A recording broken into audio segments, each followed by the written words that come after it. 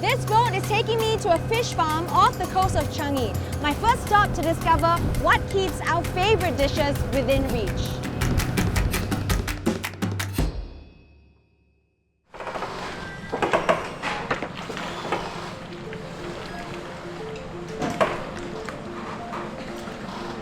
Come, Risa. Let me show you all the types of fish that I farm in Singapore. Look at this. Wow. Yeah. There's so many types and there's some really big ones here. And how do we tell that the fish is fresh? There are three things that you have to look out for. Number one, you look at its eyes. You can see that the eyes are very beautiful. It's very shiny, very bright. Yeah, I can see that in all the other fish's eyes as well. It's very that's clear. Right, because it's just harvested. And number two, you look at the gills. You look at the Oh wow, deep red. yeah. It's really, really red. Yeah. And then lastly, there's a soapy feeling on the fish. Oh. Yeah. Yeah, it's almost slimy. It is a slimy feeling. This soapy feeling is because it's a protection to the fish. Right, from anything in the sea. That's right. Okay. What fish are we feeding today? Oh, these are a big barramundi. Okay, do I just go for it? Please. Yeah.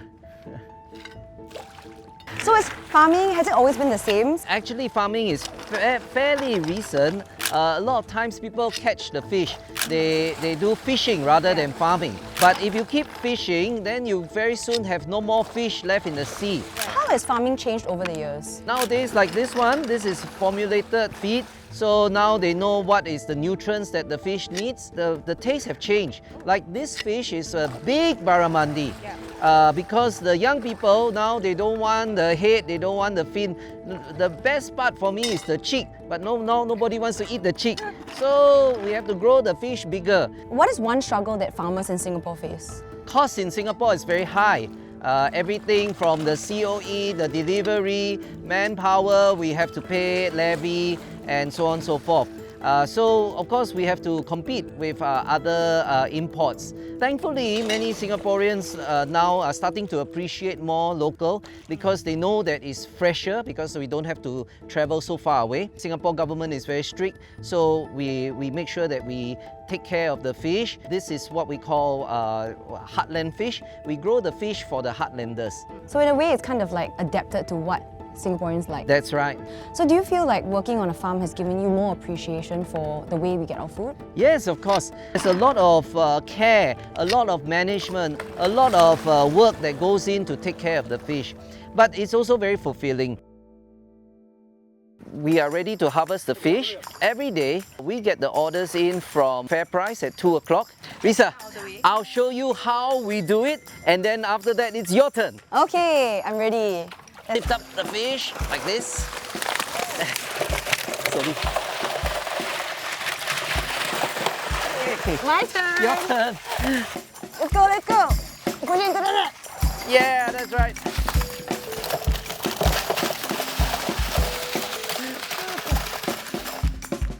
What we do is that we tag our fish so that people know that this fish comes from our farm. And I see there's an SG tag as well. That's important. The red SG logo is to show that this fish is local. So if I'm interested in buying locally produced food, I can just look out for these. That's at right. any supermarket that I go to.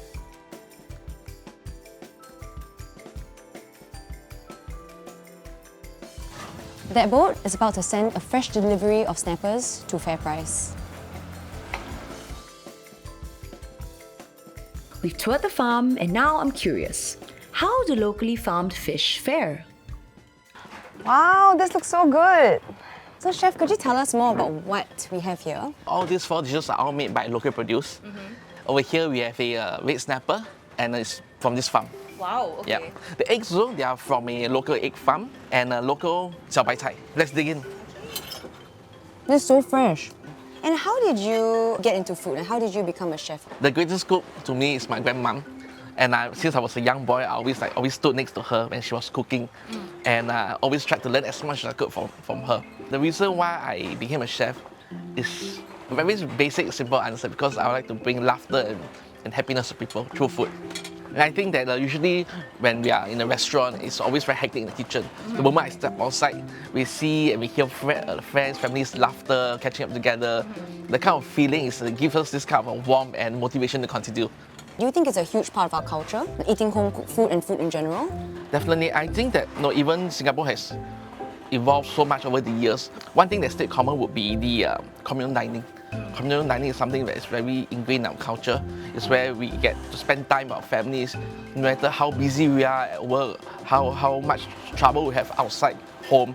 When we come home to have a meal together, everything just goes away for that period of time. Just enjoy the time catching up, being together with the family and my loved ones. And this is the reason why I started my own restaurants, to use food to bring people together to catch up after a very hard day at work. My day on the farm is coming to an end. I'm grateful for the chance to see firsthand how local food is farmed. Local farms make up a small portion of Singapore's food supply. In fact, Singapore imports 90% of our food. This leaves us vulnerable to supply chain disruptions. So, how do we address this?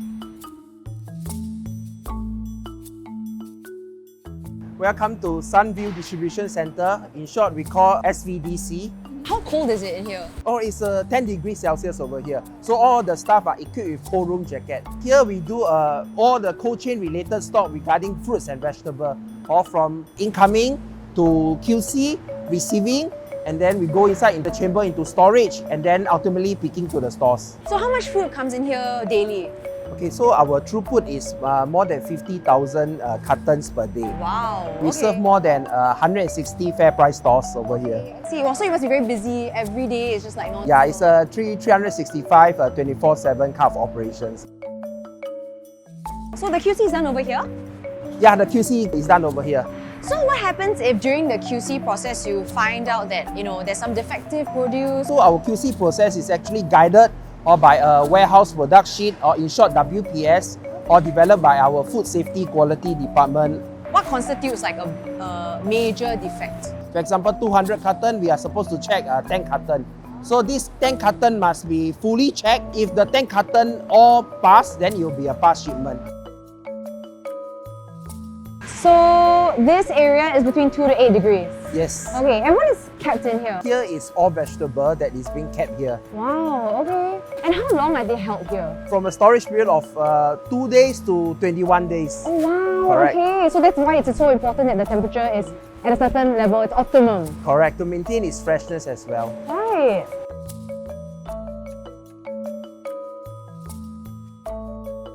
Wow, okay, it's a lot colder in here. Yeah, this is where our fruits and dairy products are stored. Oh, okay. And there are really so many varieties. So where do they all come from? Take apple for example, they come from the US.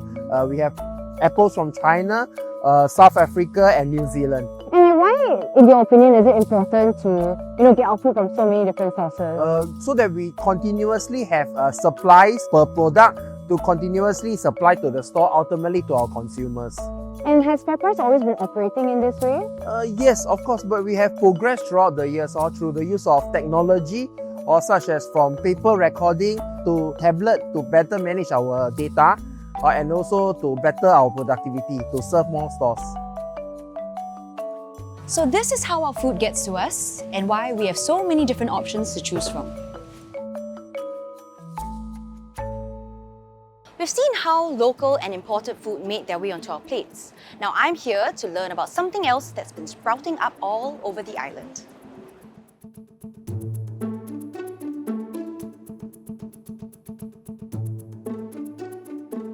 Welcome to the garden, Risa. This is the Capital Spring One Arden Chef's Garden, and we're actually 51 floors up in the sky.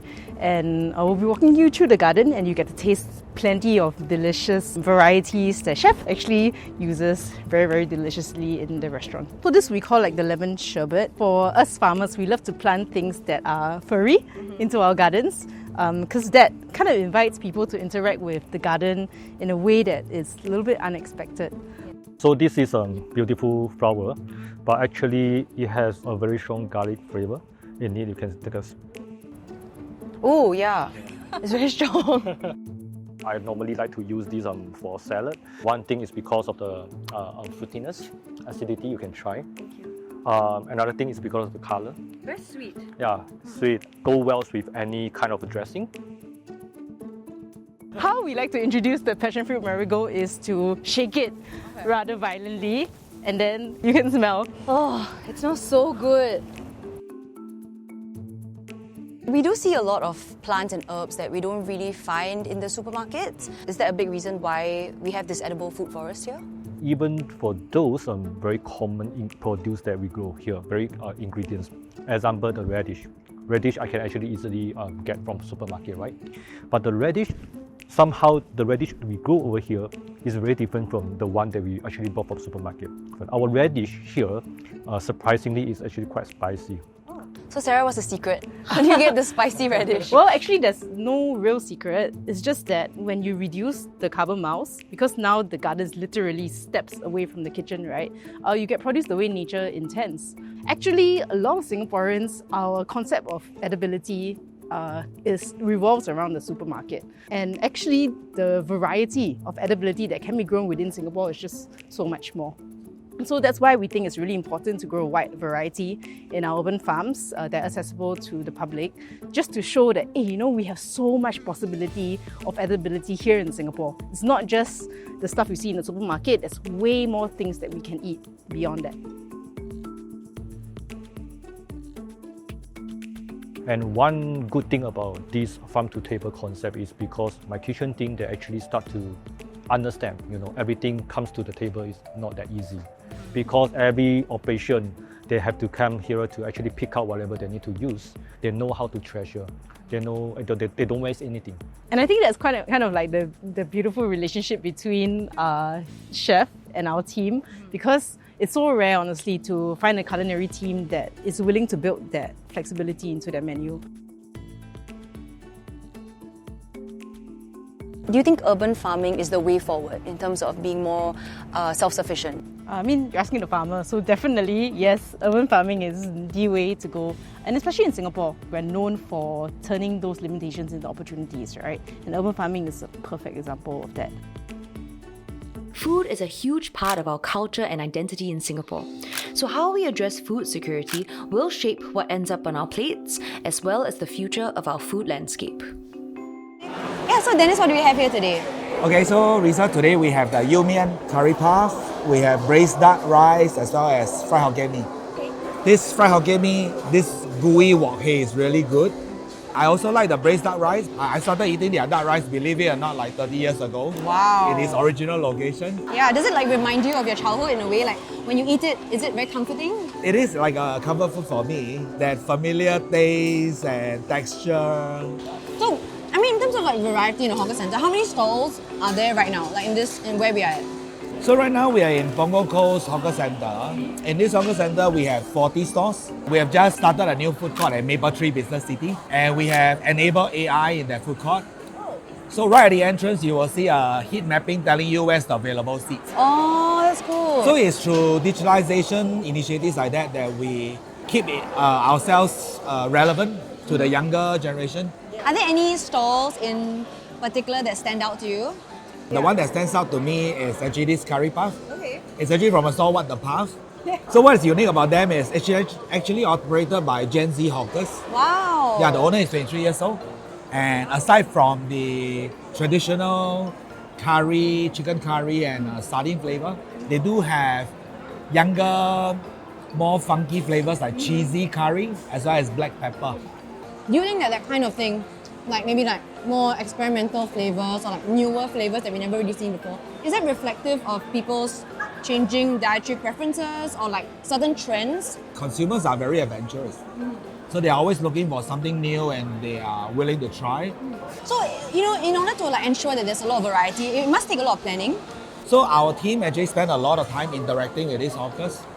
Okay. And they are always exploring where's the best location, where's the best fit.